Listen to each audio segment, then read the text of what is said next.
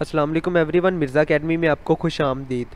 आज की इस वीडियो में हम यूसेट प्री मेडिकल का 2023 का एक्सपेक्टेड पेपर करने जा रहे हैं और इस वीडियो में हम इसका केमिस्ट्री का पोर्शन डिस्कस करेंगे। So let's start it. The first MCQ is candela is the SI unit of. Candela किसका एसआई यूनिट है? तो कैंडेला जो है वो ल्यूमिनस इंटेंसिटी का एसआई यूनिट है। ठीक है, आंसर एक दफ़ा चेक करते हैं और इसकी एक्सप्लेनेशन पढ़ते हैं कि कैंडेला जो है वो एसआई यूनिट है ल्यूमिनस इंटेंसिटी का और इसका सिंबल होता है CD। It's termed as a source emitting monochromatic radiation at frequency of 540 multiply by 10⁻12 hertz with the radiant intensity of 1 divided by 168 watt per steradian provided in the same direction. ठीक है, ये उसकी explanation भी साथ candela की लिखी हुई है। नेक्स्ट एमसीक्यू है what is the difference in units between kelvin and centigrade scale of temperature. Kelvin और सेंटीग्रेड का अगर हम फार्मूला देखते हैं तो हमें पता है कि वो 273 से डिफर करते हैं। ठीक है, तो इसमें जो डिफरेंस होगा वो भी 273.15 का ही होगा या 273.16 लिखा होता है। The next is what is the human body temperature in Fahrenheit. Fahrenheit scale में अगर हमने ह्यूमन का बॉडी टेम्परेचर नोट करना है तो वो 98.6 बनता है नॉर्मल। ठीक है, इसका भी एक दफ़ा आंसर चेक कर लेते हैं कि अगर हम बॉडी टेम्परेचर जो है वो 37 डिग्री सेल्सियस है और अगर उसी को हम फॉरेनहाइट में करेंगे तो वो 98.6 डिग्री फॉरेनहाइट है और उसी को अगर केल्विन में देखते हैं तो 310 केल्विन होगा वो। Okay, the next is which of the following condition is suitable for cathode ray discharge tube. Cathode ray discharge tube के लिए कौन सी कंडीशन फेवरेबल होती है?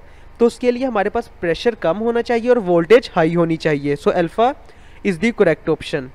The next is who did the oil drop experiment. Oil drop experiment हमने एक पढ़ा था, ये फिजिक्स में भी हमने पढ़ा और केमिस्ट्री में भी हमने पढ़ा है। तो ये किसने परफॉर्म किया था? तो ये RA मिलिकन ने परफॉर्म किया था। So delta is the correct option. बाकी एमसीक्यूज नेक्स्ट पेज पे है, नेक्स्ट पेज पे चलते हैं। The first MCQ on the next page is dash is the lightest and smallest particle that obtain from hydrogen that is a positive ion. अब देखो, hydrogen से वो ऑब्टेन हुआ है, उस पर पॉजिटिव चार्ज है। ठीक है, इलेक्ट्रॉन तो नहीं हो सकता, इस पर तो नेगेटिव है। न्यूट्रॉन वैसे न्यूट्रल है, पार्टिकल की कोई सेंस ही नहीं बनती है। सो ये प्रोटॉन ही होगा। So beta is the correct option.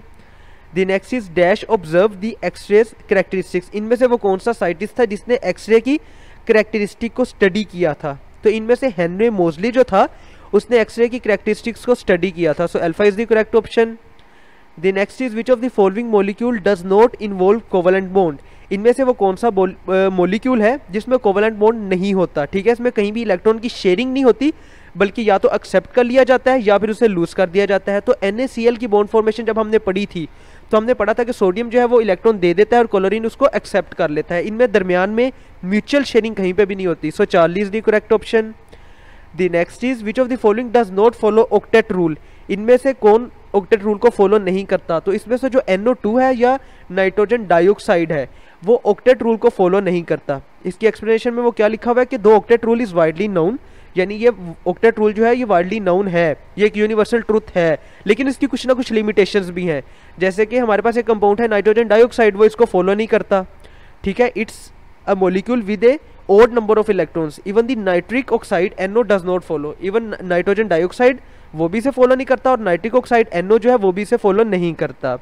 The next and the last one for the chemistry section is calculate the formal charge of carbon in CH4. अच्छा, हमने वो कह रहा है कि CH4 पे फॉर्मल चार्ज कितना होता है?